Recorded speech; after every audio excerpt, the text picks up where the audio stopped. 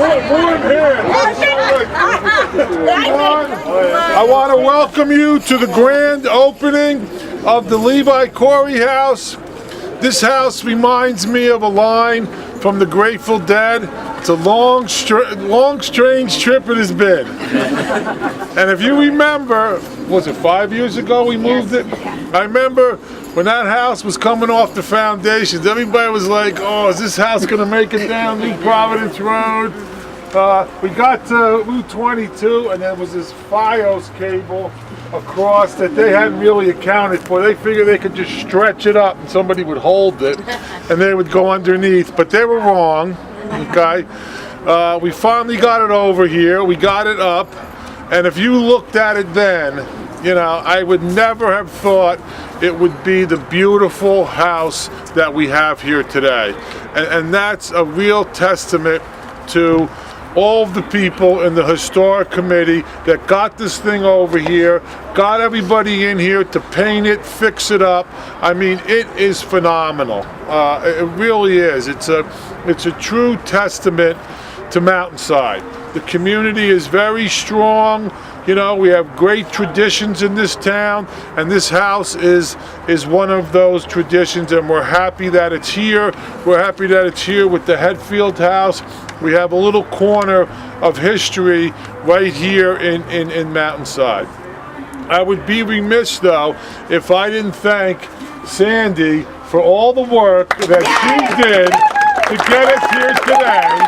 I know she's mad at me for pointing this out, but she's huge team. No,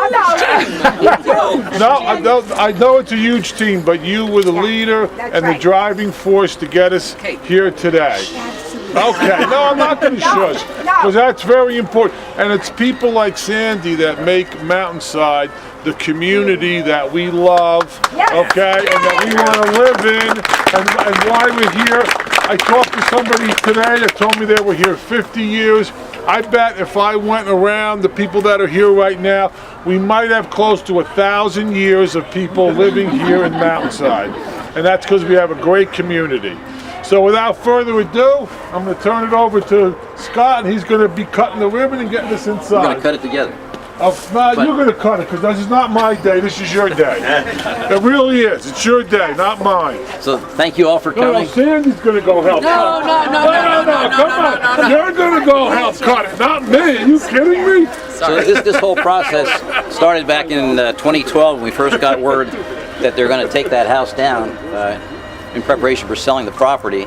And we talked to a gentleman named Dick Scott who owned it at the time and see if he would donate it to the Historic Society, and he did, under the stipulation that we could raise the money to move it. So the committee did a Herculean effort in 2012 and 2013 to raise about $110,000 to move the house. So it was amazing. And like the mayor said, there was a pool going to see where this thing was going to disintegrate. And some of the people in the borough actually want us to have dump trucks and front-end loaders ready to scoop the remains off the road so we weren't blocking the road that long. So, borough gave us the land. Yes. You said yes, and that's why we were able to move it. So.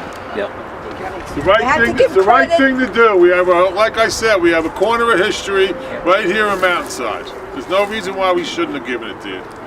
So it's come a long ways. We had a few false starts back in 2013 in efforts to move it. Originally was in August and then October, and then finally moved the first week in November 2013. And a lot of people have come by in the meantime and said, well, there's nothing going on at the house. Well, lots been going on at the house, inside and out. So we still have a porch to recreate on this side of the house as well as one on the other side, which will be in the works over the next year or so.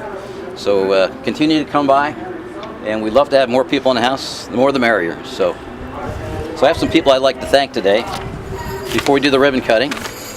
Sandy, for one, for all the work she's done here in the house, again. Where's Carol? Carol too. Yeah. Carol, yeah. The dynamic. The team. Yeah. So we'd like to recognize Rosemary Hilsey for the Fitz-Randolph collection. Her husband Herman acquired a collection of articles that were actually in the attic of the Hetfield house before it was moved in 1995. So she's generated a lot of documents and a collection of postcards. And one of her first donations was a wonderful map of the borough of Mountainside that's now in this house. We'd also like to recognize Lillian Root for the many children's toys and furnitures that she's donated to our museum. And you can see those upstairs in our children's room. Also to Vivian Collier Booker for an assortment of children's books, which are in memory of her daughter Susan, and the books are also up in the children's room. And last but not least, Marion Herman, who recently donated a beautiful oil painting to us, which now hangs in the room, the Victorian room at the Hetfield House. So when we're open tomorrow, please come by and see that. It's beautiful. So without further ado, he's got the scissors. You do. We're doing the scissors? I got it. Here, I'll hold the ribbon for you. Okay. Just don't put my hand. 1, 2, 3.